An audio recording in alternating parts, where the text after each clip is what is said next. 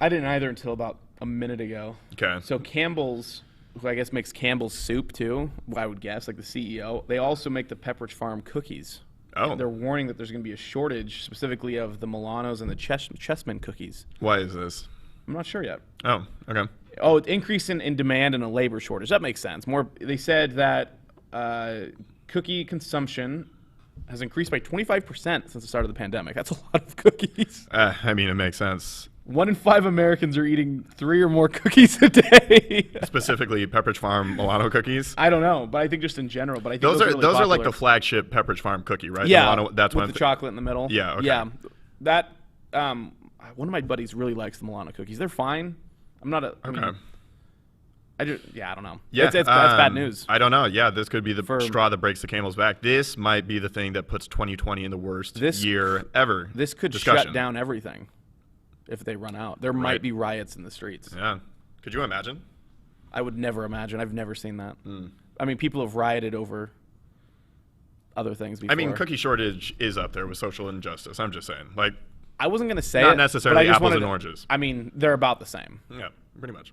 I think. I think a lot of people would agree with I that. think Yeah. a lot of people. That's a solid take. I think most people would be like, "Yep." Very All well right. founded. Back to sports, not cookies. Even though cookies are important and they are synonymous with parties, which host sports watching parties. This is the Locker Room. I'm your host, Justin Reed, alongside Andrew Tenney, and we are here to rock your world. I think. Yeah, that's what we do. We rock your world. Christmas is 2 talking weeks about away. sports and cookies. Yeah, it is. I know, It is it's 2 weeks ridiculous. away, and my favorite company in the world outside of Pepperidge Farms is a sponsor of our show, and I love it. Man, we're coming out swinging. Sorry, Lucky Bird, for this transition into your ad read, but let's Birds just get, like cookies. Nice. Okay, let's just get into it. You guys already know that we love Lucky Bird here on the Locker Room, and they're one of our 2 valued and beloved presenting sponsors. And you guys probably already know this, but we just want to remind you that they're a Spokane-based e-commerce and digital marketing company dedicated to helping local companies scale in the online world of e-commerce and digital marketing. Goodness. So visit luckybirdbrands.com today to have a down-to-earth, no-pressure conversation about your digital marketing and e-commerce strategies, because Lord knows you need them. Lucky Bird's there to help you out with them. Hit them up. 2 thoughts. Cookie shortage means no presents from Santa. Ooh. Because he's not going to deliver your presents if you don't have cookies out for him. Right. Second, so that's already going to be a bad Christmas. You know what else sets up for a bad Christmas? And this is guaranteed you will have a bad Christmas if you don't do this. Okay. If you don't use Lucky Bird, your Nice. Christmas is going to suck. That's right. Yeah, no, all of my Christmases have been abysmal Without through my them. 23 years of life. Yeah. Like this year is going to be like the best Christmas I've ever had now. Yeah, because of no, it Lucky is. Bird. Yeah. Thank you. Nice. Lucky We Bird. need a little, especially after the cookies shortage information and headline. That- Yeah, we isn't need that bad this kind of news. Like there are people out there who probably read that headline and are like, uh-oh, like I got to go stock up. Like there's going to be empty shelves of toilet paper and Pepperidge Farms cookies. You know, like this whole year has just been like comparing like bad. Like what's bad? Like prioritizing what bad is badder than the other bad. You know what would be the worst, actually? What's the worst bad? Is if rutabaga disappeared off of store shelves. That would ruin my life. When was the last time you consumed a The rutabaga? last time I consumed rutabaga, I don't remember, but I always think of Barney when I think of rutabaga. Did Okay. Barney eat rutabaga? I'm Probably. like 90% sure. Is it like an apple type thing? I thought it was like a squash. I don't know what a rutabaga. I don't either. I don't know what a rutabaga is. So we should probably keep talking about it. Well, it's a root vegetable. Root. So it's like a no, I don't know what that is. Oh, like a potato. Potatoes come out of the ground. Okay. Like a ginger. Ginger kind of looks like a turnip. It's like a turnip. Okay. We know what a rutabaga is. And now back to your And now originally back to scheduled our program. originally scheduled. You know who doesn't eat rutabagas? Who's that? Pau Gasol. Pau Gasol. What's he doing? What's he up to these days? I don't know. Apparently, he wants to make a return to the Lakers. He's 40 years old. His brother obviously just signed a 2-year deal with Los Angeles. And for basketball reasons, this is absolutely irrelevant and doesn't really make any sense, except for maybe, he could be a good guy in the locker room for some of the younger guys, even though there really aren't young guys except for Caruso and Kuzma. There'd be some good brotherly love in that locker room. Yeah, which would be cool. And I guess it's a nice story because of, how close he was to Kobe and being like a godfather to Gigi, and how close he is with the Bryant family. So that's a nice touching storyline. Essentially, if the Lakers don't do this, they hate Kobe.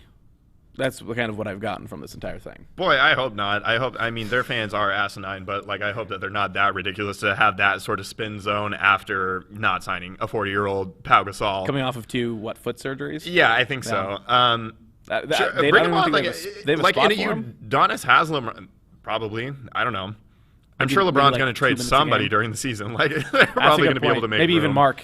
Yeah, could you imagine? How about this? How about they have to go into the season planning this. They trade Marc Gasol with the idea that his brother is already coming on board. Right. I think that could work. I wouldn't put it past LeBron. I think that would be. I think it's ridiculous. I think it's. The NBA also is one of those leagues that allows for players to kind of run the narrative, and like I feel like if Pau doesn't get signed, like he could come out and be like, I wanted to be there. The Lakers didn't want me. Like, how dare them? Like if he wanted to, he could really make. I was going to say, if he wanted to, sure. I don't think he will. He's not that kind of guy. No, but the NBA is one of the only leagues where that happens, and people are like hop on board and like, you know what? He's right, and like it becomes this massive, blown out of proportion deal. Right? Yeah. That's a huge nebulous conversation, but yeah, because of the fact that the NBA, especially in contrast to the other leagues like the NFL, has become associated with player empowerment, and for good reason, and they've stuck by their players, and they've gone out of their way to make their players feel valued and empower them and give them devices and systems in place to really take back some of like their own choices and liberties as they come into the league. But I don't. Do you want to like crack that nut right now? Is that what you're trying to do? A little bit, yeah, Okay. a little bit. I mean, yeah, there are players in the league right now that really take advantage of that and use it both as a bargaining chip as well as I'm not a part of this franchise anymore. I'm going to destroy them on my way out. Mm-hmm. And I think a collective feeling among a lot of NBA players and just professional athletes is because they are the chess pieces, because they are the assets to the franchises and to the owners, that they feel like they don't have any power, and that they feel like the teams don't show any loyalty to them. Why should they show any loyalty to the team after signing a contract? And to an extent, I can understand that, at least from like an emotional or a personal level. I do think that there should be some professionalism that comes with that, and understanding that. It's interesting hearing guys, again, across any sports league, that you can tell that they understand it and they're more accepting and they don't take it as personally. And then there are those players who get extremely butthurt and think that the world is conspiring against them and that everybody's evil. But another thing that I feel like needs to be considered, whether it's right, wrong, or indifferent, is just like when we're talking about the players like we're going to be talking about, the James Hardens, the Kyrie Irvings, the Paul Georges, who all deserve each other, because those are just 3 awful people. Those guys suck ass, and there's no real other way to spin it. But they have been, for their entire lives, the elite of the elite, the cream of the crop. They have been the shit their entire lives. And so everything has been tailored and accommodated to them. They do not their operate in the side same too. world. Like literally absolutely. only that. Like they don't care about their education. They don't care about their finances. Kyrie doesn't need an education. He woke AF. Well, because he's right. The Earth is flat. The Earth is flat, and everybody knows that. I'm surprised that the rest of the world doesn't just bow down to Kyrie Irving's feet and be like, "You are our savior, our intelligent Lord." No, I think it's really interesting, though, especially people within the media. Like, I judge the hell out of them based on how they feel about Kyrie. Like, the ones that come out and just overtly defend him, especially after some of the more ridiculous statements that he's made. And now he had just come out this week, and he said that he's going to be emailing his thoughts after games to the media and the reporters rather than hold a press conference over Zoom. Okay, dude, that's right in your wheelhouse. I mean, that's not super surprising coming from you. But anyway, back to the whole player empowerment. Okay, so the real story this week and for the past couple weeks is James Harden and his situation in Houston. And he's been out at the strip clubs. James Harden's hitting it up Monday, Tuesday, Wednesday, Thursday, every night of the week, maybe except for Sunday. At least he's a God-fearing man. I'm sure he is, yeah. But he's out at the clubs, and has he reported to training camp yet? I think he did, finally yeah. did. But well, he has to because he has to get 6 days of negative tests just to even start right, practicing. exactly. And so he's been seen out at all these clubs with, all these celebrities, all these rappers, and of course nobody within the frame of these pictures or these videos is wearing any masks. We're in a global pandemic. You're also the face of a franchise and have been. You're supposed to be the leader. Your contract would indicate that you are the leader. And the fact that you have coordinated just about every free agency and trade move that Daryl Morey did during your time in Houston, it seems like the franchise is kind of, letting you steer the ship. And you have created this whole world of problems, and every player that's come in has hated playing with you, and you have hated playing with them. You play on a team that just inflates your stats so that we think that you're a godlike figure, and obviously that has not translated to any sort of season success in the slightest, and then you bow out in those actual crucial moments, against the Warriors and the Durantless Warriors for that in 2019. And now you're unhappy, and this is also coming off of just recently signing that max deal with Houston. So on your part, when it was at your table and it was your decision to make, instead of going with a player-friendly deal and doing a 2 or a 3 year, you wanted all that money to go blow it at the strip club. So, dude, I have no sympathy for James Harden, and it's been nice reading what I've read this week and listening to the podcast, because it seems like everybody else that covers the NBA is also dude, figure it the hell out. And now, of course, we heard the Nets trade rumors. KD has come out and denied those, and KD, whatever. Anyway, now he has let the Rockets know that the Bucks and the Heat are also on his designated list of trade destinations. So thank God for that. The NBA, and you kind of already touched on this, the NBA is so unique that the players really do control the narrative much more. The NFL in past years has had a little bit of that as far as players wanting to leave teams, and they can do that by sitting out. But it just seems like NBA players have this ability to really direct their future. And I don't know if that's just designed based off of their CBA or if they just can – if it's just the way that NBA players are now as far as the amount of leash they have been given. So it's very interesting. I think it makes sense in the context of the sport of basketball too, though. Yeah. Correct? Because of just the sheer fact that there are 5 players on the court at a time. One player can actually win the game. Absolutely win the game and change the entire trajectory of an organization. Yeah. Just because of just the sport of basketball, and because we see their faces, we know their shoes. Guys in the NFL always talk about the fact that they have helmets on, and really the number is a lot more times more recognizable than their face. And there's an offense and a defense with 11 guys on each side. And 53 men on a roster. And so then it's you a little bit you different. look at baseball, and you have a guy like Mike Trout, and you have a team like the Angels who haven't made the playoffs since Mike Trout's been there. I mean, it's completely more obvious in other leagues that if you're a star, it's the same thing with soccer, same thing with actually every sport. If you are a star in any other sport, it doesn't matter who else is around you. You're not, or if nobody else is around you, you're not going to go anywhere. And Right, you're never going to be recognized as someone special until after you're gone. Like Mike Trout, I don't think people really appreciate the greatness of Mike Trout, and I don't think they will until either A, they go on this incredible win streak and they do some crazy things while he's been here, or B, he's retired. Right.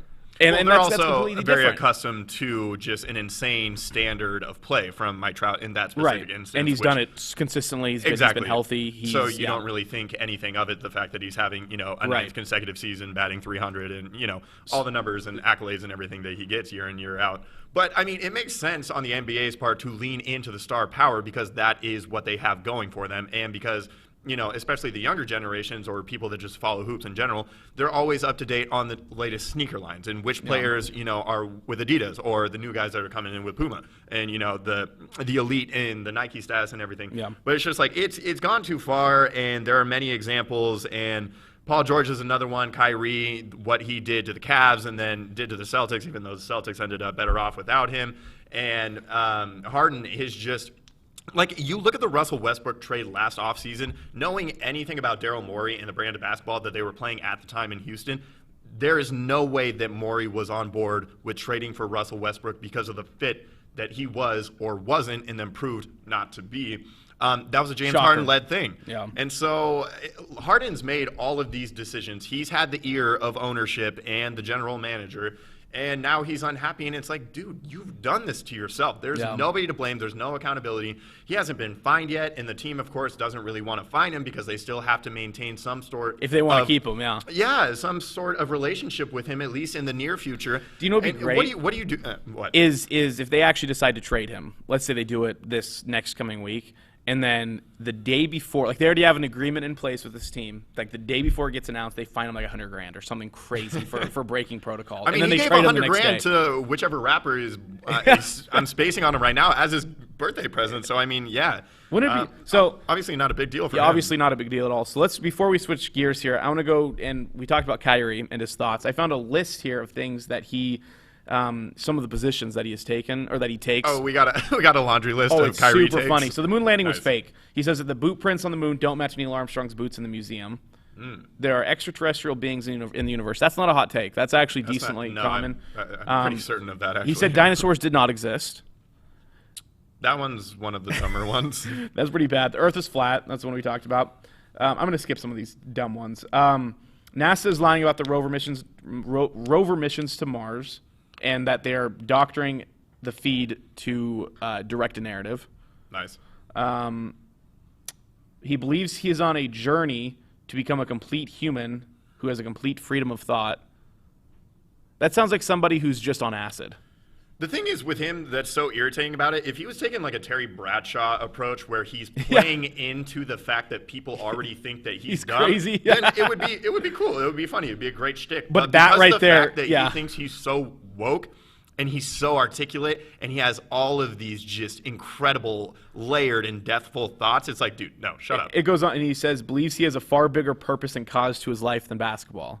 Well, that's obvious because his basketball is not. I mean, outside of the 2016 finals, I mean, yeah, your basketball's been cheeks. The JFK assassination had something to do with the signing of an order to take out the global bank cartel. Gotta hope it's just a headache, Jim. Bob Marley and MLK were taken out for preaching togetherness.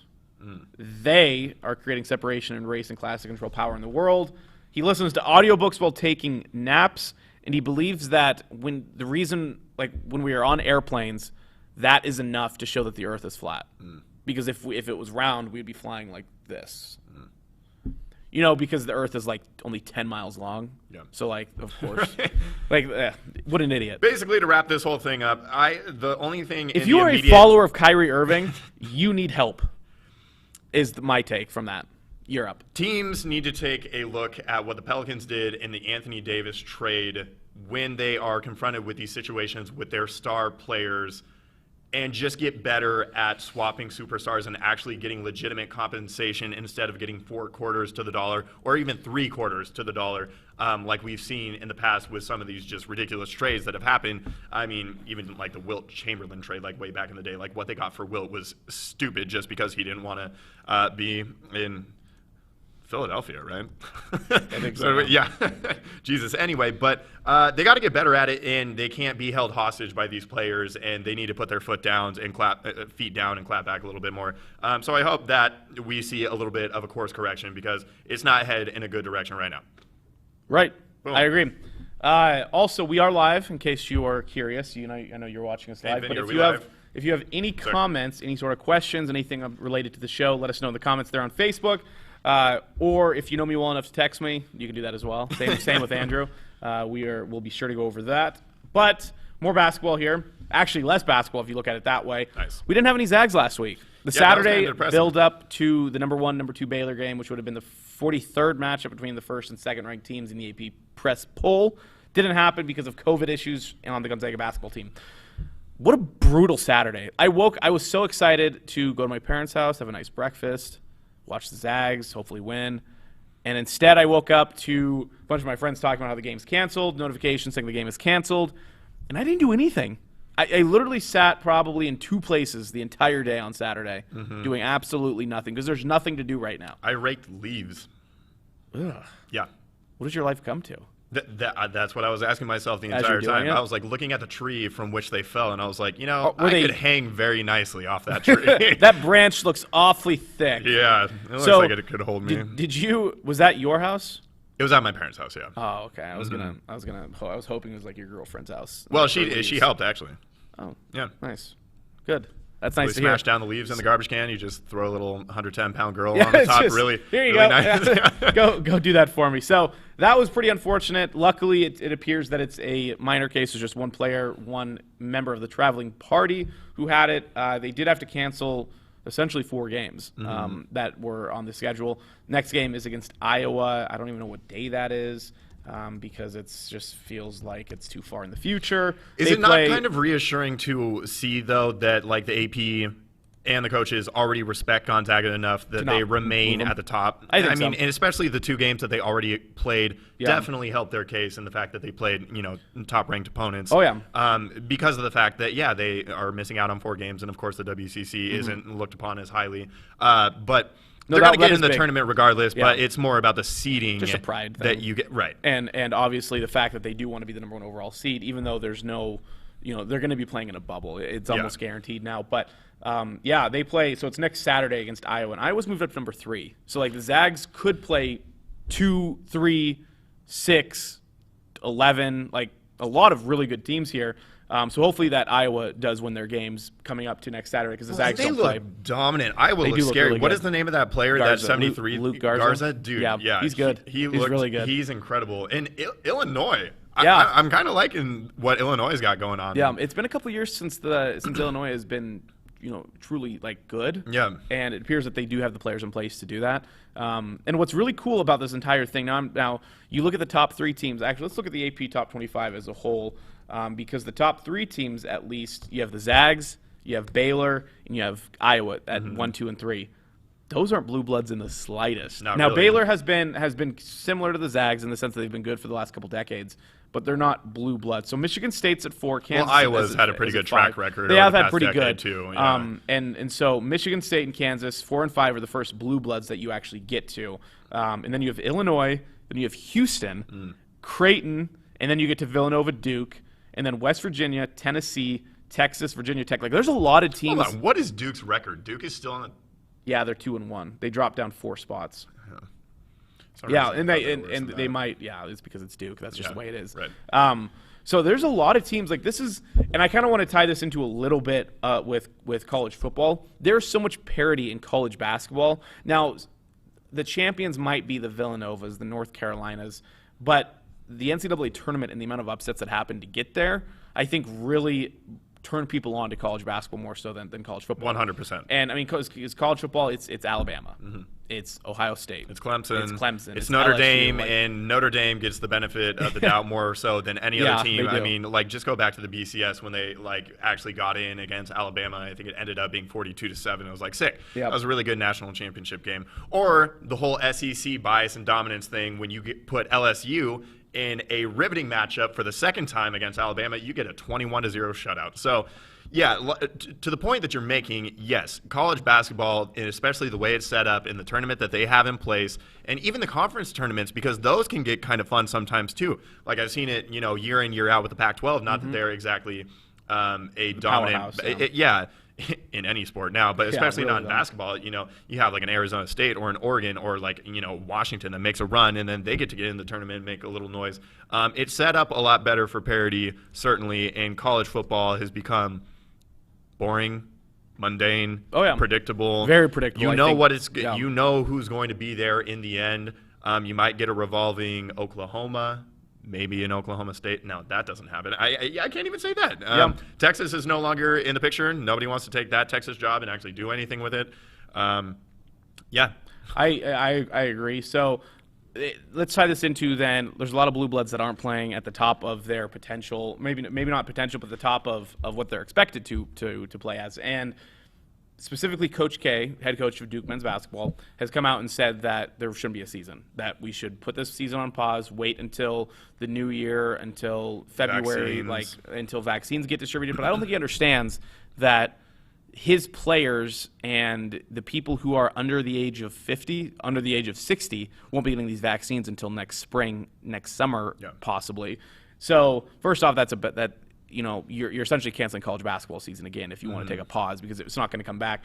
But he does this. And the Blue Bloods themselves, there are so many media members coming out to defend these Blue Bloods teams saying they wouldn't be losing if this was a normal season. It's what? Like, there is nothing abnormal aside from the fact that, yeah, they don't get to play the 281st ranked team at home and then extend their home winning streak to 30 games. Like, that's the biggest difference because you don't see anybody else complaining about the fact that there's no fans and they have to travel. You know, the Zags are taking 2 private jets from Spokane to wherever they're going. You don't hear them complaining. The players had the option to opt out. They were granted another year of eligibility, even if they don't opt out. Mm-hmm. And yet you have guys like it's Coach K. It's the head coach for Pitt, who's a former Coach K assistant, and then it's Rick Pitino, our boy Rick Pitino, back in the spotlight. Was he with Iona? Yeah, yeah, nice. And this is after his sex strip club scandal thing that he had for all of his recruits, which is a really. So we're gonna listen to this guy. We're gonna listen to the guy who got ostracized from college basketball, had to go coach in the Greek leagues, only to come back and coach for a mid-major team. And all of a sudden, like we should be listening to his opinion. Yeah. I think it's stupid. I think there's no reason why these games shouldn't be played. I think college basketball has done a pretty solid job, in my opinion, at canceling games, rescheduling games, doing everything they need to do to keep the season going.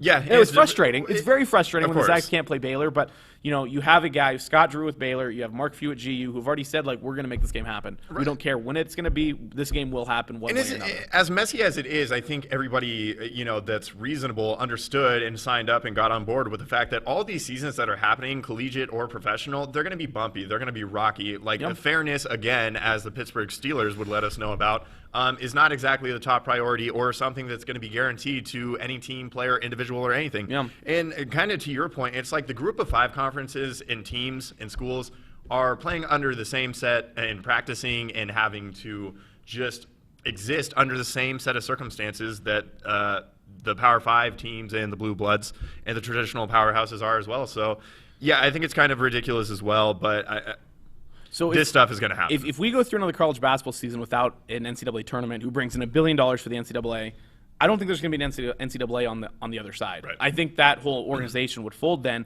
And this also, Dick Vitale said that college basketball needs like a president, a leader to control everybody. That's not going to happen. The NCAA doesn't do it. That's not going to happen. Now imagine this. The NCAA has its flaws. Everybody knows the NCAA has its flaws. Yeah. Imagine some other organization taking control of college athletics at this point in our lives. Like, it just wouldn't work. No. Like, the NCAA with their flaws is decent. They Right. provide a product and they provide money to these schools to provide entertainment for us and to provide opportunities for a lot of student athletes. So to me, if the idea of canceling this tournament or this season/tournament ends up with the elimination of the NCAA, there's going to be a lot of people out there who I think will miss the NCAA. Yeah, it needs to happen. It needs to happen one way or another. I was going to say, like, for the people that are complete NCAA anarchists, that's just ridiculous. It's a bad we take. all understand, like you said, the flaws. We all understand the obvious improvements and, things that, seem evident to the viewing public that NCAA could easily and should do. That's a conversation, and we've had it, and we're willing to have it because they're there to be done, but just to like completely come over and take over the NCAA, that's never going to happen because all these people that are the commissioners and the presidents and at the top of each one of these individual conferences, especially the Power 5, they're already power hungry and lustful enough. To be in that position and then agree to have somebody come on top of all 5 of those very powerful and established individuals. Good luck. That's not going to fly. Yeah. Like, have you talked to Larry Scott? So it's ridiculous. But I'm ready to move on if you want to put a cherry on top or a little bow on this. Let's jump to one more college athletics headline. Ohio State is back in the Big Ten Big Ten finals. So they essentially, to break it down for you, there's a minimum amount of games that, specifically in the Big Ten, you have to play in order to make their conference title game. Ohio State has had multiple cancellations. They weren't going to make it. And so they're sitting here at number 4 in college football's playoff rankings without a chance to play in their own league's title game. Luckily, the Big Ten stepped in and said, here we go. We're going to actually let you play. No more rules. Ohio State can play in our title game. Let's have fun. I like it. Do you actually? I do because I do and I don't. I like it because college football is better with Ohio State in it, but I also hate it because college football is worse with Ohio State in it. because it goes back to what we talked about. Like, Ohio State is one of those teams that always does well, no matter what. I mean, they even went through a domestic abuse scandal with the head coach, what's the head coach's name now? I'm not going to remember what it was. Ryan Day? Yeah, with the allegations of him hitting his wife or like. It wasn't Ryan Day. It was no, like it wasn't. It was the other. Yeah, that's right. It was. It was somebody under Urban Meyer's tenure. Yeah, who got caught, and then now, but they're still really good. Like, they had no issues with that, and so I think it's probably good. Like, if Ohio State's good enough to play in it, like they're number 4 in the college football playoff rankings, like they probably should play. Yeah. So this is entirely the Big Ten's fault because they came out earlier than necessary saying they weren't going to play. And then obviously they regretted the decision because it was a bad decision. And then they came back and like, okay, well, we're going to implement the season. And now there isn't as large of a room for or a margin for error. And we obviously saw that because Ohio State had games canceled, therefore leaving them ineligible to qualify for the Big Ten championship when obviously they are at least one of the two best teams within the Big Ten. That's not arguable. They are the best team. So the fact that they made these arbitrary rules in the first place, with 6 being the cutoff, they just made another arbitrary rule and call again, and I'm totally fine with it. I have no problem with it. Ohio State should be competing for the Big Ten championship, and they should probably be competing for one of the 4 spots in the college football playoff as well. And for the Indiana fans or the Northwestern fans or for the Wisconsin fans or any of the fans, especially Nebraska or anybody in the Big Ten that's pissed about this just because you hate Ohio State and because you're not Ohio State, shut the hell up. Sorry about it. This is what's best for the conference, and that includes you because if Ohio State gets that spot in the college football playoff, the money and the revenue that they get from that gets spread equally among the entire Big Ten. So, I understand that you're not Ohio State, and I understand that it sucks to be you, and you're never going to be anything. It's just a reality, and you have to accept that and find the small victories within your school and your team year to year. Sorry, that's the life that you live. It sucks, but ultimately it's the reality, and the best thing for your conference is for Ohio State to rep. Also, Ohio State has been dragging the Big Ten for years of just – Wisconsin's had a couple teams that have been pretty good. Well, Wilson's years. Yeah, Wilson was there. Michigan is a joke all the time. Which is weird. Who else is there? Ohio State is playing in a different league than anybody else in the Big Ten. So sorry that they're all that you have, but you should be wanting for the image and the brand of the Big Ten as a whole, which your respective teams are. Rutgers? Come on, man. Yeah, and Maryland and just like Nebraska is a joke, and Nebraska is never going to be what they were in the 80s and the 90s, and their fans hate that. Well, Penn State hasn't been anything since they touched those kids, so that's nice. That's yeah. They really have been bad. They really have. I mean, they've literally never recovered from that. I mean, they've had a couple good years, but then they come up and play Ohio State, and then they get beat. Smeared. Right. Yeah. No, they really don't have. I mean, Iowa has had a couple decent teams because they're big farm boys. So to be honest, I thought you were going to come down on the other side, so I'm kind of encouraged that you were okay with this. So I think that's fair. I mean, it is what it is. Probably the right choice. Let's talk some pro sports. Let's get into some pro sports action here. Enough college action for me. Sounders. That's why I'm wearing this jersey. What an awesome game! I am pumped. That game was one of the best games of all time for Sounders history. One of the best Seattle sports moments in history. Vinny, I know we haven't asked you to do much so far, but I have a nice little video clip of the Sounders' 3 goals. Let me set the scene real quick, too, before it starts. So the Sounders were down 2 goals in like the 70th, 74th minute, I think is when this first goal happens, and they just go wild. And they end up making an incredible comeback. Here are the 3 goals in their entirety, and they're glorious goals indeed. It's the 2020 Western Conference Final between Seattle and Minnesota. Here's Reynoso.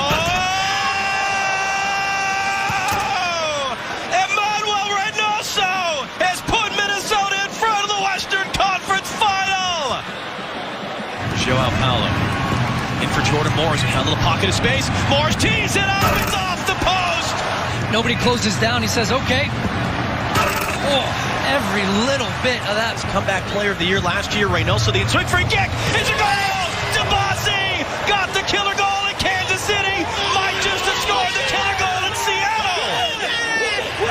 What What a moment for him. His first career playoff goal. So they're down 2-0 last at this game. point. So we're going to follows show it them, up in the very next game they're down for a 2 Minnesota goals team at this that really point. hasn't had many opportunities. Pretty but I tell brutal. you what, they have At this taken point, I'm advantage like, of ones all right, that they well, have. now I don't have to do 2-0 on the Saturday for road MLS Cup here. in Seattle. They're pretty happy. So we're here in the 75th minute.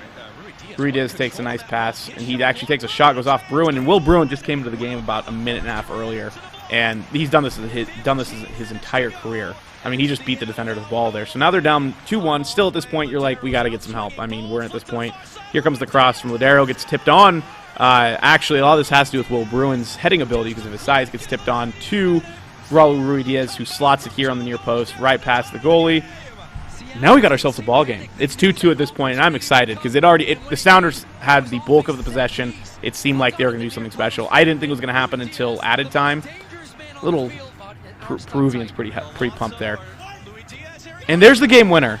Gustav Svensson Goose, the Swedish international, 33-year-old Gustav Svensson who had COVID as of last week, wasn't even able to play. And they're trying to hold back the coaching staff's trying to be professional about this entire thing. That poor 23-year-old goalkeeper, who's actually, I think, their third-string goalkeeper from the beginning of the year, had no chance on that. And with that goal, your Seattle Sounders, if you're a fan of the Sounders, or if not, they're still your team, are headed to the MLS Cup for the 4th time in 6 years. Yeah, it's amazing what you can do after having COVID. What a comeback. What a comeback for sure. So this is pretty impressive stuff here. So the last 6 Western Conference teams to make the MLS Cup have either been Seattle or Portland. Now, I love to hate on Portland. The Timbers suck. Nobody likes them. Their city's worse than Seattle, which is saying something. Yeah, seriously. They have also been impressive. But the fact that those two teams have made up the last 6 Western Conference teams heading to the MLS Cup is pretty impressive. That also goes to show you just how shagadelic the Sounders are. Nice. It's pretty. I mean, it really does get you excited. It gets you pumped up because in a league now, the MLS is one of those leagues that over the last few years has had a lot of parity. You know, the Galaxy have not been as good as they've been. You have seen a lot of Seattle-Toronto matchups in the finals. That's just because Columbus and Atlanta. I mean, and you have Minnesota in the other side here that they just beat. So I mean, there's definitely some teams. It's just Seattle finds a way to do it. They've done this for multiple years. They've just really been able to win in multiple ways. I mean, they've been able to smash their opponents. They've been able to come back. They've won 15 straight home playoff games. They've made the playoffs all 12 years. Well, they've had a couple of seasons, correct me if I'm wrong, where they've started off in quite a hole, and they've ended up running the table. This was the first year that it was in reverse. Right. They started off really hot, and then they kind of slowed down, and they've been able to continue to take that playoff magic and cultivate it into more wins in the playoffs. And so, the last 3 times they made the MLS Cup, they started off slow and came to this crescendo and just took off and won MLS Cup or lost to Toronto, as they did a couple years ago. So they now play Columbus Crew, who pretty equal team in terms of the amount of wins, losses, ties that they had. They actually have to travel to Columbus because of the fact that Columbus was slightly better. So Seattle travels to Columbus on Saturday at 5:30 to play the Columbus Crew in the MLS Cup Finals, and Seattle's looking to be the first back-to-back team to win MLS Cup since the Galaxy did it in 2012. All right. And the Galaxy are considered probably the best dynasty of all time in MLS history, and if Sounders are able to do that on Saturday and win that game against Columbus, I think we're looking at arguably the best team in MLS history, best dynasty in MLS history, which, again, is nothing too special because the league's only been around for 25 years. But speaking of that 25-year marker, the MLS did release their top 25 players of all time. I think this was yesterday, maybe the day before. Clint Dempsey was on that list, former Sounder. Chad Marshall on that list, former Sounder. And I think it's Sam Preki. I think that's right. I don't think it's Sam. God, what's his name? I don't know what his name is. Anyway, Sounders assistant coach Preki. I don't know what his first name is. This is him. I don't know. Anyway, he also was on that list. So Sounders have 3 ties to the top 25 players in MLS history, even though they're only a franchise that's been around for half of the league's history. Sounders are awesome. That's why I'm supporting this jersey, the old jersey. This is a couple years old. But are you going to watch MLS Cup? Probably not. Wow. What are you doing 5:30 on Saturday? I don't know. but not that. They're on FS1, easy channel to watch. Okay. If you have that pack. Well, if I'm desperate enough, if I'm, Are you going on a different podcast, though, that talks soccer? Yeah, actually, I probably should watch that game. Yeah, yeah, good see? call. Good call. You're welcome. I should watch that game. If your buddies who are on that other podcast are watching, just know that Andrew wouldn't have been nearly as good on the podcast if it wasn't for me. He's still going to suck, but he would be even worse if it wasn't for me. Yeah, keeping up with soccer, there's just too much for me to usually give a damn. But, I mean, it's cool. Go Seattle. I mean, somebody in Seattle has to play well because the Seahawks are not. But before we get to that, I think before we get to that, I have a little something. I have an apology for Lake City Hauling. I missed their ad read last week. It was a very condensed podcast. It was condensed, but I still feel bad because they do all your hauling needs, and they do all that for us, and I can't even give them the support and the. I'm going through withdrawals, so would you do me a favor and just tell me a little bit? Tell you who they are again? Yeah. I mean, I would love to. Tell me a little bit. Are you working on a remodeling or a cleanup project? Probably. You might not be. But But you could be, and if you are, let Lake City Hauling help. Save yourself a stressful trip to the dump by letting them haul the small and big items for you, which, by the way, the dump is absolutely crazy and has been for weeks. So actually months since the pandemic started. So save yourself a stressful and long trip to the dump by letting them do it for you. They will remove it all. They'll take your unwanted trash, branches, yard waste, furniture, appliances, and anything else you can think of that you want gone from your house, your property, anywhere. They'll take it, haul it away. They offer same-day pickup, and check out their awesome reviews on Google and see why customers continue to go back to Lake City Hauling for all of their hauling needs. They also offer junk removal, dumpster rentals, and demolition in the Kootenai County and Spokane area. Feel free to give them a call at 208-425-4130 and ask for more details about their company. And if you live outside of those areas, they are more than willing to discuss some options for you. Keep that in mind for your next demolition or cleanup projects. Again, their number is 208-425-4130, and check out their website at lakecityhauling.com. All right. You remember them now? Yeah.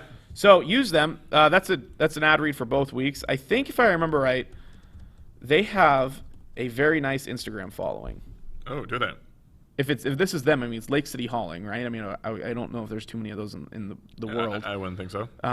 Who knows? They have 1,800 followers. All right, that's pretty good for a hauling company. Yeah, that's respectable. But they actually have some pretty cool photos here. So check them out on Instagram too. That's at Lake City Hauling on Instagram. I'll give them a nice shout out to their Instagram. They have a Facebook, which I would assume is Lake City Hauling. So check them out. I bet they can give you some good deals. All right, I feel a lot better. I feel like all is right in the world. Remember all those leaves you raked and had to haul away? Was it a lot? It was a lot. I bet if I would have done the ad read for Lake City Hauling last week, I would have remembered. That's on me. That's also on me. That is also on you. I'll give you that. All right, so what is it that more you pros, want to talk more about? pro talk? Yeah, more pro talk. More pro talk. Seahawks. Yeah, I told you before the show that I really wanted to do a little bit more on them, but now I'm looking at my notes and I'm kind of reliving what was this past Sunday, and I'm staring at that tree in my backyard again. I'm like, man, I want to kill myself. I just want to. Was this not one of the most infuriating, saddening, maddening, and just discouraging losses in the Wilson Carroll era? So do you know what's really brutal about this is the last time Colt McCoy was a starting quarterback was the 6-3 Browns win over the Seahawks when Charlie Whitehurst was their quarterback. So that was the Carroll era. Oh, damn. So Colt McCoy. Cam Chancellor had a sick hit on that in that game. He did. He had one of the best hits of all time. Of all time, yeah. And, I mean, he literally decleated a guy. Literally ran into him, picked him up, and threw him down. Colt McCoy is the bane of the Seahawks, I think. Of their existence? He is now 2-0 in his career. This is a guy who has thrown more interceptions than touchdowns, hasn't started a game in 5 years, and he comes in here, throws for barely over 100 yards, and still squeaks out with the win, mainly because the offense of the Seattle Seahawks has completely lost any sort of sense of who they are, who they want to be, and what makes them tick.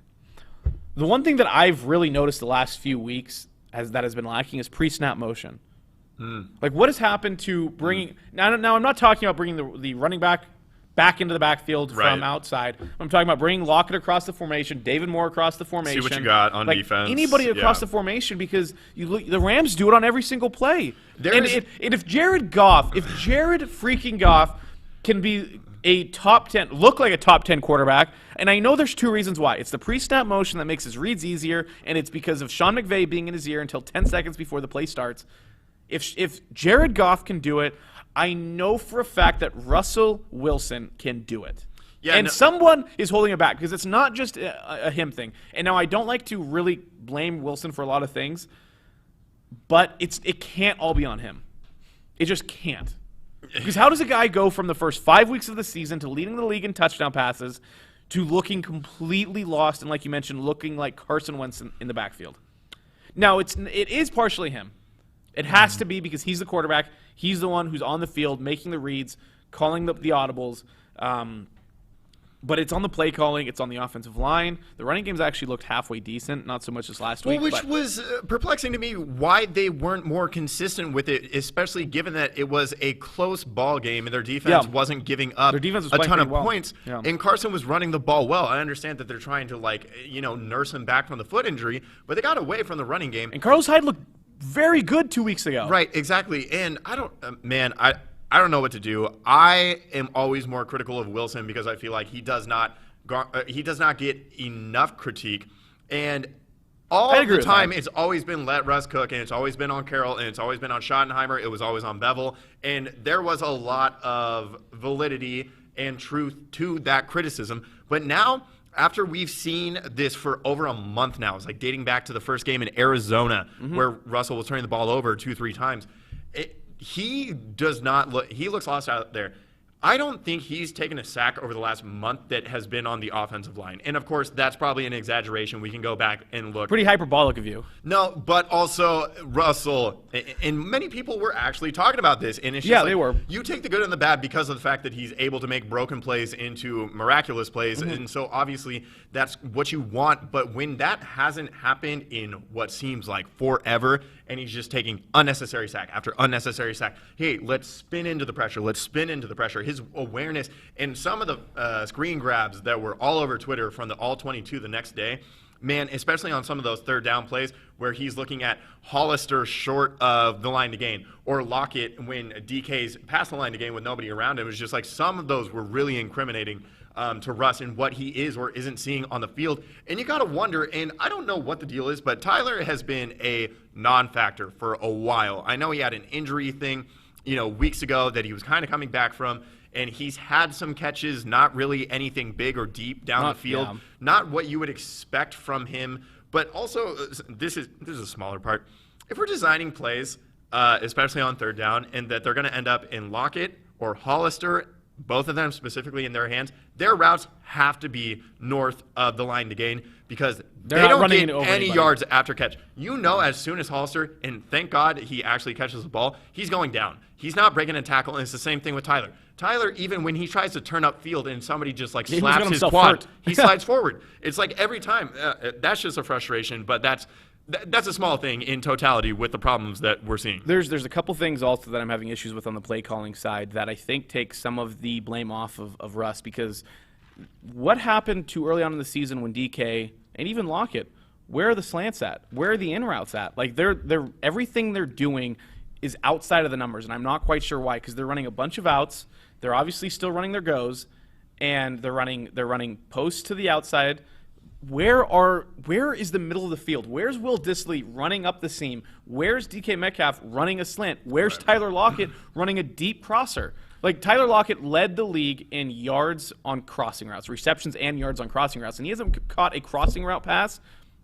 I don't remember the last time he did. And again, that's probably a little bit of an exaggeration, but he was doing it game after game after game after catch after catch after catch. It was bread and butter. And it's literally the other thing that's really mind-boggling to me is they're not getting Wilson outside of the pocket at all. I know. They're not rolling him. They're not bootlegging him at all. Mm-hmm. And they're doing these blind bootlegs where essentially they're leaving a guy unblocked. Right. And they're doing that consistently. Why aren't they running play action, bringing Russ outside the pocket, and bringing that tight end from the weak side over to in front of Wilson and giving him a little bit more protection, giving him a chance to actually let these long routes develop, which I know they love to run because Wilson over the last couple weeks has been one of the lowest he's had some of the lowest attempts on deep shots down the field, which is not the Seahawks' way of playing football. And so there's a few things that they need to figure out on offense. The defense looks solid. The defense. I have nothing to say about the defense. I mean, again, it was the against Giants. Colt They should have McCoy played and the well. Giants, They and should it was have played against well. Carson Wentz and the Eagles. And they did. But they're not the problem. They're not the ones that should be talked about right now. It is and has been of late. It's all on the offense. And the other thing with Russell that's really been frustrating to me is just you got to let the play die. You got to throw the ball away. And when you throw the ball away, do you think that maybe it might be a good idea to make sure that there's a receiver in the area? I mean, twice in the past 2 weeks, he's had those intentional grounding calls, and he's looking around at the refs, and it's like, dude, that was obvious and blatant as day that was pass interference, intentional grounding. And he's stressing me out, and I don't know if this is intentional or not, but he's letting the play clock consistently run down to about 0 seconds, and it stresses me out every time. And they've taken plenty of delay of games, and I got to put that on him as well. I understand that the play calling and that coming down from Shoddy and being passed off by Pete, I understand that the process is there, but he's got to take some responsibility and be like, guys, we got to get the play in quicker if that is the case and it's falling on the coach's shoulders.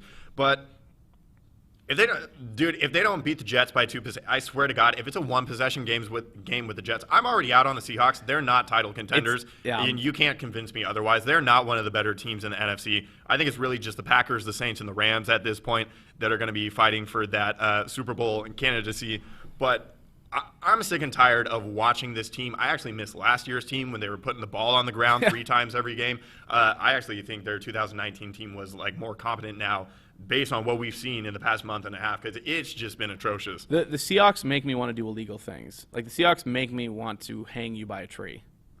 Would you please? I mean, that'd be great for both it's so of us. frustrating because, I still see them as a Super Bowl caliber team because they have the talent, they have the pieces to do it. They just have to figure out how to bring it all together because their offense was what was keeping them in games before. Their defense is what's doing it right now. If they can have their defense has played some inferior opponents the last few weeks, but if they can bring their defense from right now and combine it with their offense from the first 4 weeks, they're a top team in this league. But that's the big issue, and that is a very large thing to be able to bring it all together. If you could say that with any team. You could say that with any team if they're able to bring offense and defense. Because there's, by the way, we haven't talked about special teams. Their special teams has been incredible. Has been so good. So that is one of the nice things. But really one of the things that, and I've talked with friends about this before. The last few games, starting with the Cardinals game, the Niners game, the Bills game, the Rams game, the Cardinals again, the Eagles and the Giants. I haven't been as excited about these games as I should be because of the problem is they're not making the plays that get people excited. They're just doing the minimum. Especially against the teams in which those excitable plays should be expected. Them. Yeah. They should stomp them. Yeah. And it is frustrating. It's very frustrating. They had a nice play against the Eagles when Ryan Neal broke up that pass to Evan Ingram and Quandre Diggs got the pick and ran it back for 40 yards, ended up only being 10 yards. Right. That was exciting. I can't even remember a play on offense that made me think oh boy, wow. No, there haven't been any. They have a month to figure it out. I'm not super optimistic, honestly. This team. They have the right teams coming up though to get them on the right track. Yeah, but we also said that 2 weeks ago, and we're here 2 weeks later having this conversation. Right. So, They just need more time. All right. Well, do you want to let's run back these picks. Some picks. The thing that I'm still up by 2 games because you pulled a game back. With that being said, taking a small win because I did outperform you by 1 game last week. Vinny, how'd you do? Vinny didn't pick this week. All okay. Right. Well, that's how this goes. Yeah. So I went 10-5. You went 11-4. The Bears really screwed me. Thanks, AJ. That was a bad one. That one was really unfortunate. But I'm ready to come back and take my 3-game lead back. Okay. Yeah, there were a handful that I was like, I don't know. So this could be a topsy-turvy week, but yeah, let's run it. We are about to find out. First game of the week happens tonight. It's the first nice Thursday night game in what feels like a long time. It's not right? bad. It's not a bad one. Especially if Cam plays, above any sort of average that he hasn't played. Or if their all special year. teams have 2 return touchdowns again for him. That'll definitely special help. Teams and defense. Anyway. Rams at home. I'm going to go with. So it's the Patriots at the Rams. I'm going to go with the Rams. I'm going to go with the Patriots. I hope it's the Patriots. Yeah, I'm going to go with the Patriots. So we have this whole thing. So fantasy football and these picks and everything else that isn't Seahawks related. I would lose everything if I'm at the Seahawks win the Super Bowl. Yeah. So I don't even care. I hope the Patriots win, but it's going to be the Rams. I think because the Rams' offense has proven that it can be good against any defense. But what? McVay and the Rams have not proven that against Bill Belichick, who absolutely made them their look number. childish. He has their number. In Super Bowl 53. Yep. So that's what I'm going off of, even though it's a completely different team and it's 2 years later. But that's what I'm going with. Then Patriots. Texans at the Bears. Texans. They have an offense that can move the ball, even though they have no wide receivers anymore. Deshaun Watson is not quite as tantalizing as Mitch Trubisky, but he's still a pretty good watch. Yeah, and the Texans have they still have J.J. Watt, and they still have the ability to get pressure on Trubisky. I really do want to pick the Bears. I really do. And the Bears' defense has honestly just given up. They were incredible for the first 5, 6, 7 weeks. They've given up, and I can't blame them. Nagy called them out. Oh, Nagy can that That's pisses so funny. me off. I know. Dude, they actually had reason to be like, actually, we're done. Yeah, he was Dude, like, are you kidding me? Like you're going to – yeah, that was bad. That's awful. The defense has carried this team, carried them to a 5-0 start, and now they're tired of becoming their backs are sore. So do you have the Texans? I do, unfortunately. Okay. I think the Bears could make that a fun game, though. Then we have the Cowboys at the Bengals. Two teams without their franchise quarterbacks, both out to serious injury. I keep picking the Cowboys. Andy Dalton return to Cincinnati. Is it in Cincinnati? That's a fun story. Yeah, it's a fun storyline. Yeah, sure. Yeah, I also Give picked me that because rifle. The Bengals quarterback is bad. Yeah. Also, I'm going to pick the Cowboys. Okay. That's kind of a bad game now. It's really bad. Then we have the Chiefs at the Dolphins, which is a solid game because of how good Miami's defense is. But the Chiefs have been on an offensive onslaught, and I don't see anybody slowing them down. Yeah, I don't see Tua being able to sling and outduel Mahomes. No, not at all. So, yeah. Yep, Chiefs as well. Then we have the Cardinals at the Giants. I mean, geez, it should be the Giants after what happened last week, but it's going to be the Cardinals. I think it's going to be the Cardinals, too. I think the Cardinals are going to have maybe like a get-right game. Who knows? Maybe there was too much hype and emotion with the Giants and inside that locker room after the win in Seattle. Maybe come back down to earth a little bit, and Colt McCoy and his offensive incapabilities will rear their heads a little bit more. Then the Vikings at the Bucks. I had a hard time with this. I think it's got to be the Bucks, especially coming off of the skid that they've been on and with a week. And the Vikings, even though they haven't been playing super well, even though they've won a couple games. They had that weird loss against Dallas, and then they had to come from behind against Carolina, and then they were duking it out and had to go to overtime against the Mike Glennon-led Jags. So I'm going to say this is a get-right game for the Bucks. Yeah, giving Brady an extra week to dissect your defense on film is never a good thing. I mean, he and Belichick. Maybe even in the Bucks offense, yeah. Yeah, really, it's still going to be dangerous. So I also have the Bucks. And we have the Broncos at the Panthers, and the Panthers should be without McCaffrey again. Panthers, because I don't care about this game. Yeah, I don't care about this game either. Super Bowl 50 rematch. It is very different terms. Very, very different terms. Gosh, I don't know. I kind of like Drew Lock. Okay, why? I don't know. I don't like him. I don't like him as like an upper echelon starter. He's a starter. He's a bottom echelon starter. I don't know if I can even get there. Just pick someone. Who cares? Now you're making me think that. Okay, fine. Carolina. Why would you? Okay, fine. That's your fault. All right. If Carolina wins, you're gonna be pretty upset. Okay. Then the Titans at the Jags. Titans. Yeah, Titans. I hope Minshew comes back soon, at least. Then the Colts at the Raiders. The Raiders, who should have lost.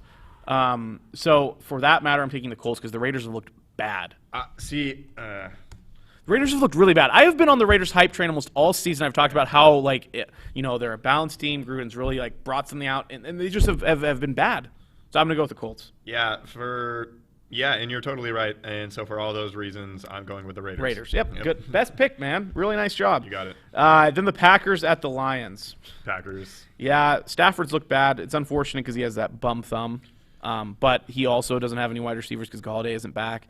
DeAndre Swift should be back, though, for them, which is who cares? They're still going to run it with AD at the goal line. Swift was playing pretty well, though, before his concussion, and then he had something else. But it's still going to be the Packers. The Saints are going to beat the piss Saints out are going to roll over the Eagles in theory, even without Drew Brees.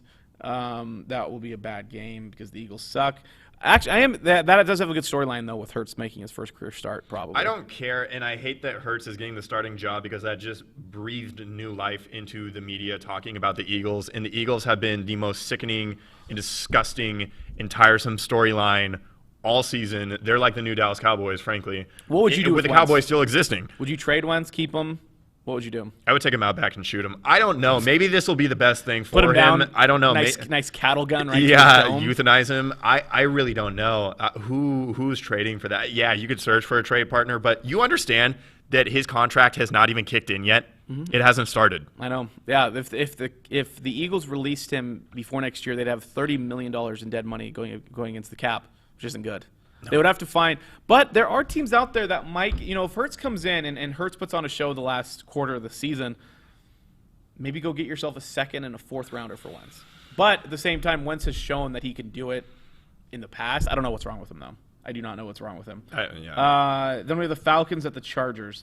See, I would like to pick the Chargers. I feel like they should, but they just got stomped. Like they just got absolutely torched by a team that they're probably better than. Anthony Lynn's got to lose his job. You can't squander these Herbert years. I understand that he's super young, but you can't squander the surrounding squad and talent that they have, especially when next year Derwin James is going to come back. The defense is going to get healthy. They have a lot of talent on that defense. Bring somebody in. Like, Hurts has looked good in spite of some of the coaching faux pas, but man. Well, with all that said, I'm going to be the Charger. I'm going to pick the Chargers. What's crazy, though, is like they have so much talent on offense. They had Eckler back. They have obviously Herbert at quarterback. They have Allen. They have Hunter Henry. They have Mike Williams. And they put up a fat 0 last week. How does that happen? I have no idea. Bill Belichick. I guess, but come on. Like against a rookie quarterback and an incompetent head coach, and that's kind of what I don't get it at all. I'm going to pick the Falcons. All right.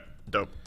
Then we have the Washington football team at the Niners. The Washington football team has looked actually okay the last couple weeks. I'm back on the hype train. Let's go football team. Oh, man. I'm going to go Niners. Okay. I'm going to go Niners. I don't love that, Probably but I'm going to go Niners. Steelers at the Bills. Steelers coming off their first loss of the season. Bills, who have looked solid. Nobody circles the wagons like the Buffalo Bills. Bills Mafia, let's go. I'm ready to break some tables. I think Josh Allen is going to be confused on some of these Steelers looks. I'm going to go with the Steelers. Also, I hate all the pissy Steeler fans that are mad that the media isn't giving the Steelers as much credit, even though you can look at each win that the Steelers have had and been like, well, that's maybe not great going forward. The best thing about the entire history of the NFL is that the Dolphins went 16-0 because their old players, after every undefeated team gets this far into the season and loses, they celebrate. I know. This old guy who's in his 80s. I know. Took a video of him popping a bottle of champagne. How cool! That's just awesome. No, I think it's great too. They literally just completely troll the teams that have their first loss of the season every single year, and I brutally love it. Yeah, that is really funny. Then we have the Monday night matchup. Really good game here.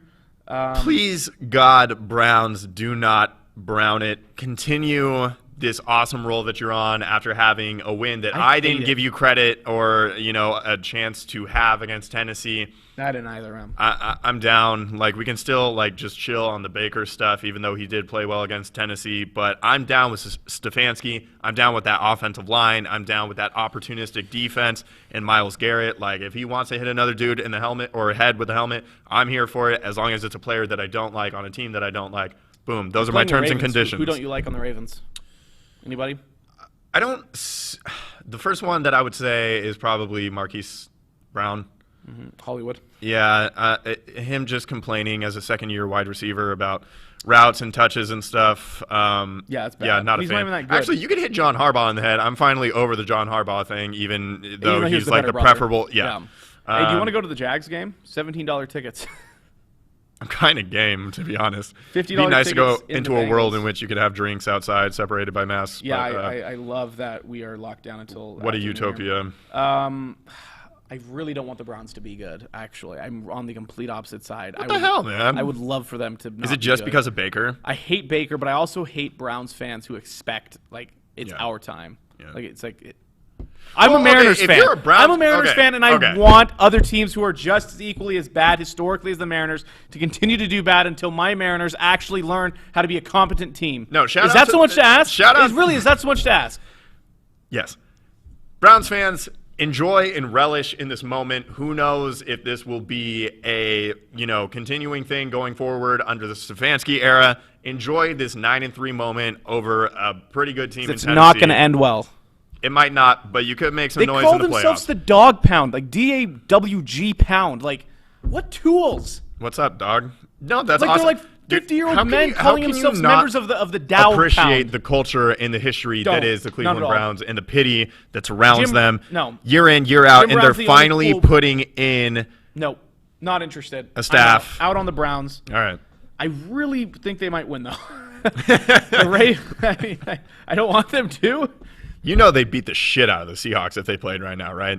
No, I don't. I No. hate how unobjective you are sometimes. Nope. I'm going to pick the Browns, which is Okay, super all right, unfortunate. let's get over the Seahawks game. I don't want to talk about it. I'm picking the Seahawks. I'm sure I'm going to be pissed walking into this place next Thursday having to talk about the will be Seahawks. fine. Seahawks are going to win.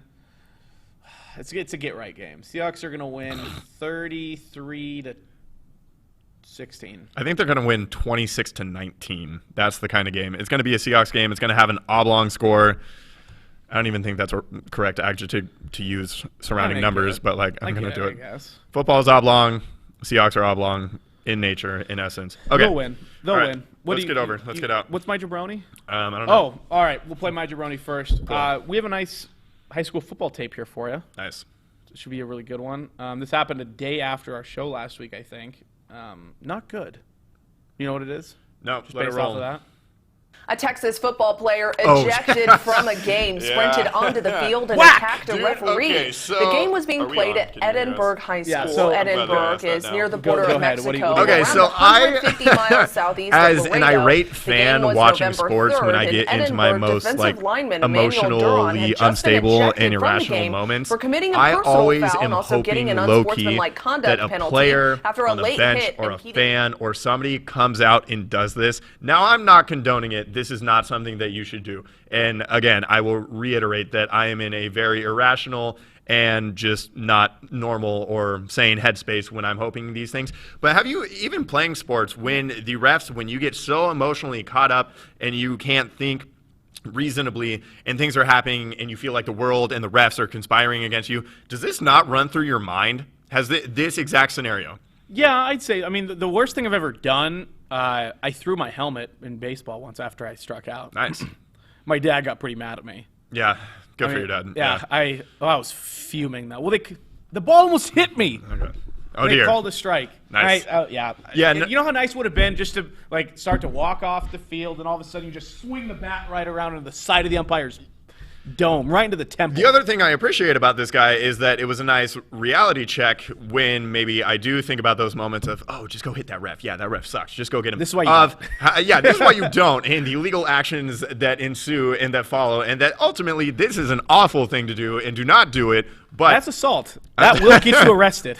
Adam right Schefter away. tweeting assault appropriately for this one. This guy, though, is a state champion wrestler. He is a track and field star. He was Defensive Player of the Year in their conference down there in Texas. He seemed to have a future. Now, not so much. An assault charge on a referee is not something you really come back from all that easily, especially in the world of sports. Where's this? This happened in Texas? Mm-hmm. I don't know. I think there's a path. I do. If he's good enough, He's done. okay. There's two options here. A, he's a really good high school player, really good high school wrestler, football player, track star, who sucks at the next level, and he goes this way, and he becomes a nobody. Or he's so good that he could do almost anything, and he's gonna. There's a path. Also, that's what happens when you're good enough. There's a path. Right, and that's what I'm saying. Where he is in high school, I think things and actions that occur in high school are typically a little bit more forgivable. Obviously, this is a whole different We're not saying circumstance. do and this, yeah, but- no. But if you're good enough, you can get away with this stuff. So I hope you're what's good, dude. What's going to happen, though, is if he goes the football route, he's going to go to community college for 2 years, Mm-hmm. and then he's going to transfer, and he's going to become a Frank Clark, kind of guy where he has a lot of Bruce Irvin kind of guy, has a lot of problems coming out of college, and he's going to be a solid NFL player. I don't know how good this guy actually is. I mean, he could be a 1B Texas football conference. I have no idea. But he's still a jabroni. Don't do that. That's bad. Yeah, don't do that. But also, I kind of respect you for doing it. It is pretty funny. I'm just glad I got to see it happen once, and that it wasn't me or anybody that I know that wasn't negatively affected by it. Agree. Also, shout out to the ref. I hope he's doing well. I know he was tested for concussion and everything. I hope he's healthy and well. Maybe just don't make bad calls. I'm joking. Anyway, so my jabroni, it's been a reoccurring theme over the course of the season. It's the Jets. Let's pull up that tweet first. Greeny, bona fide Jet, miserable fan. This was incredible. I didn't see that. So their Walter Payton Man of the Year nominee was cut a month ago. Mm-hmm. And so every team has to submit a candidate, a nominee, to the NFL for the award ceremony, the NFL awards at the end of the season, right before the Super Bowl, for who their Walter Payton Man of the Year is. Notable guys in the past that have gotten it, like J.J. Watt, Eli Manning, Larry Fitzgerald, Drew Brees.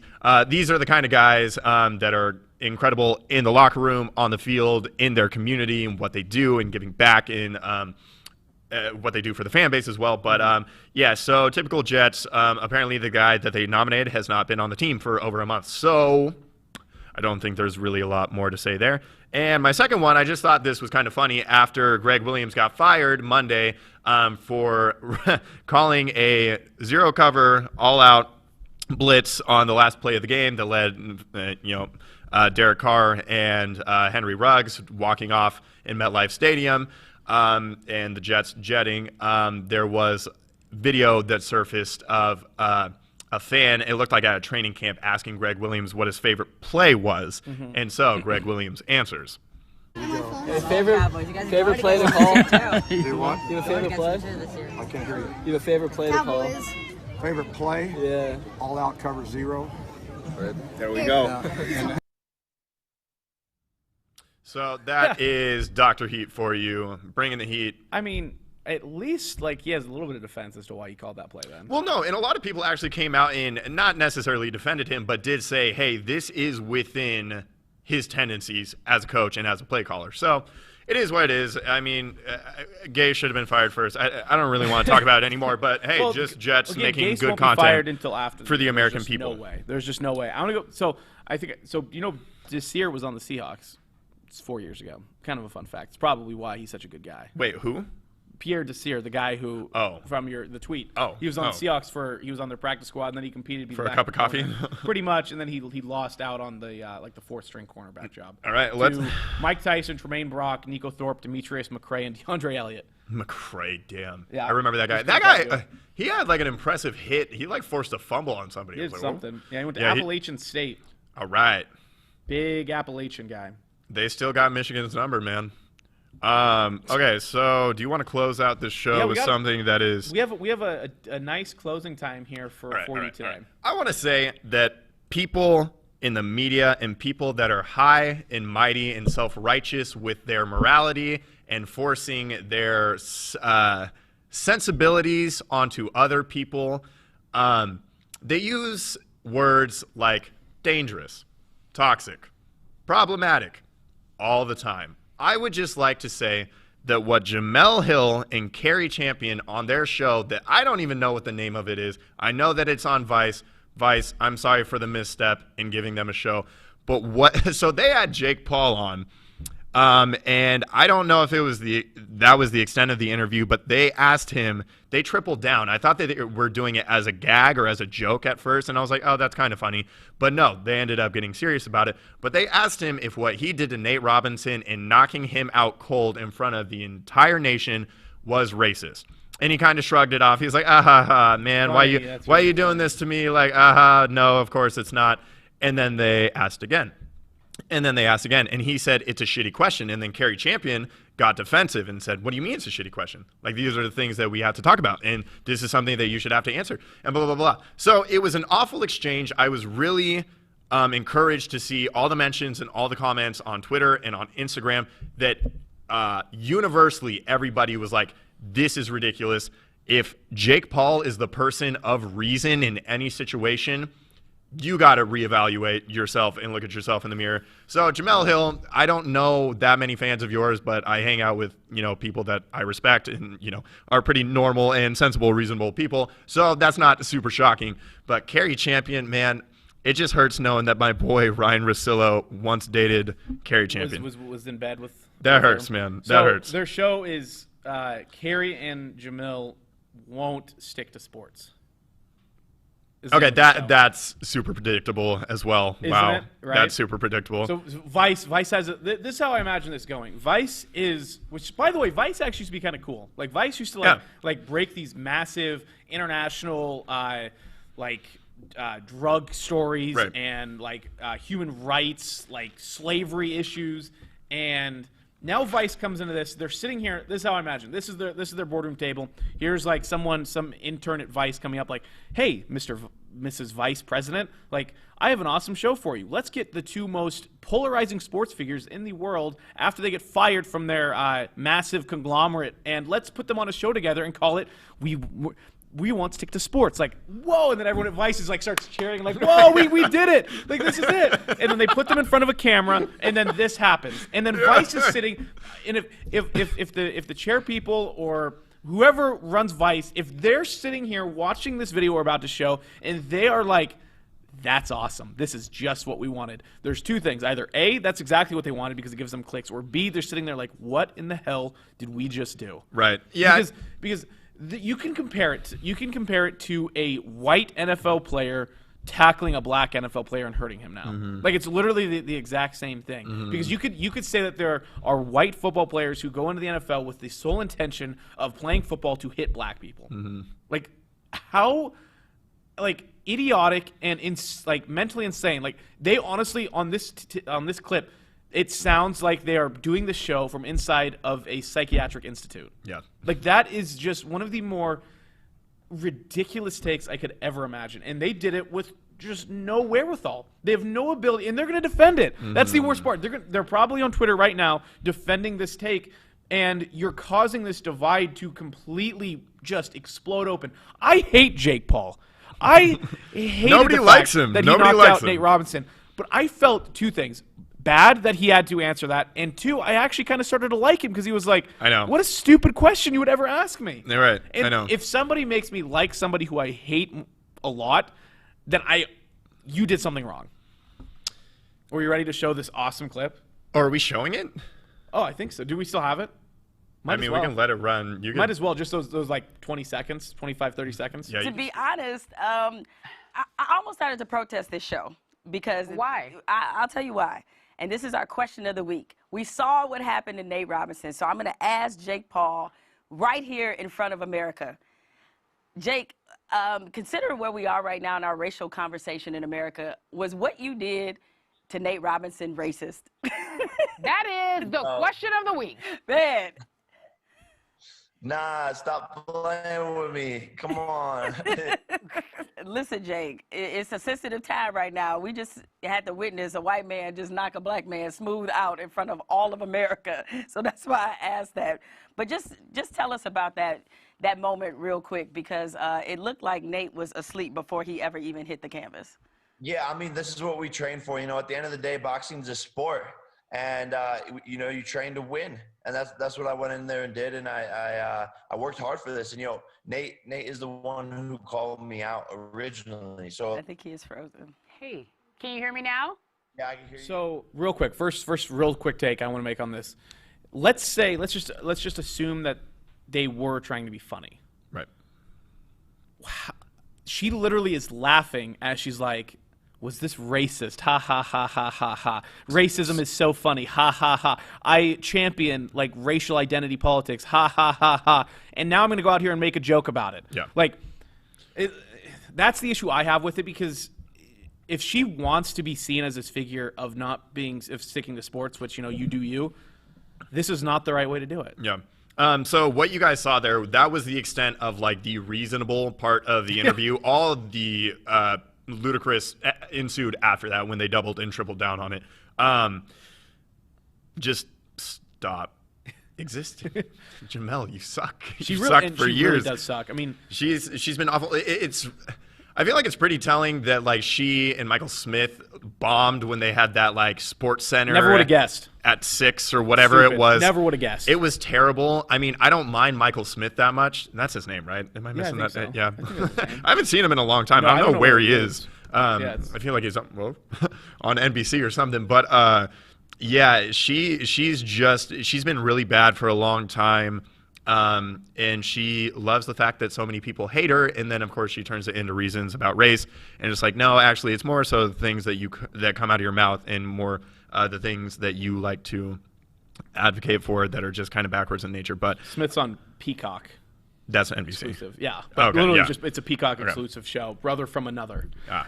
Okay. Well, so that was our closing time. But that was I mean, it's brutal because we talked earlier when the NBA was doing all their social justice stuff, and like, there's a right way to do this, and there's a wrong way. That's more of the right way. You know, if you champion for different objectives, that's awesome. This is the wrong way. If you really want to make change, which according to Jemele Hill and Carrie Champion, like, they've always wanted to make change and like be, like you said, woke and part of this whole movement.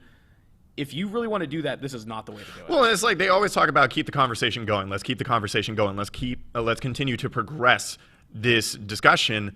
This is not the discussion that's beneficial for anybody of any creed, religion, race. You are turning off everybody who has a brain. If your entire goal is to continue the conversation moving and to actually have people care about the issues you were talking about, then this is ultimately destructive. You're and turning this them is off. Yeah, you are literally turning, because this is how it goes. There are people who are so far gone you'll never turn anyway. There are people who have grown up in a certain environment who definitely need to be talked to as far as racial identity and how to treat people.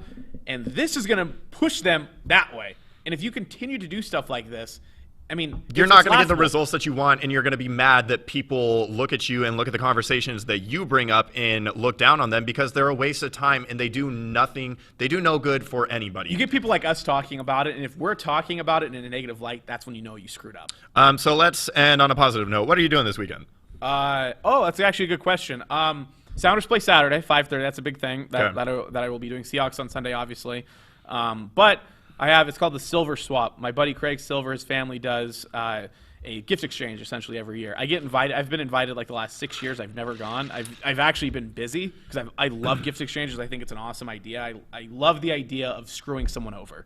I love the idea of getting a bad present at the beginning, or vice versa, and like just stealing something great and like walking away. I love the game. I love losing too. I love ending up with something terrible because it's like, well, I'll keep that in mind. That's the name of the game. So that's happening Saturday. That'll be a lot of fun. That'll be happening during the Sounders game, so I'll have to figure out how to do both. That'll be a tough weekend for you. You raking some leaves this weekend? I am fleeing the state to go on a date so that I can have a little bit of normalcy and be around people and actually enjoy like a drink out.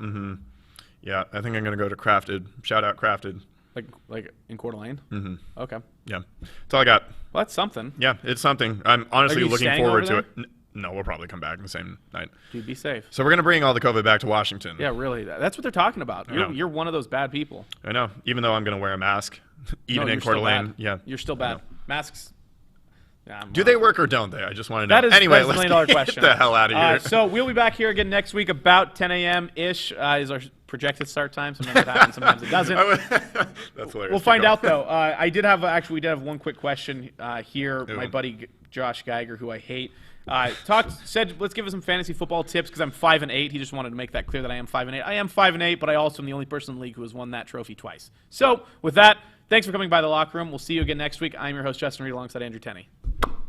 Thanks for watching The Locker Room on Spokane Talks. Check us out on Facebook as well as our other platforms. We want to hear from you. Join the conversation by emailing us at info@SpokaneTalksOnline.com. And for more sports news, opinions, and content, follow Justin and me on Twitter.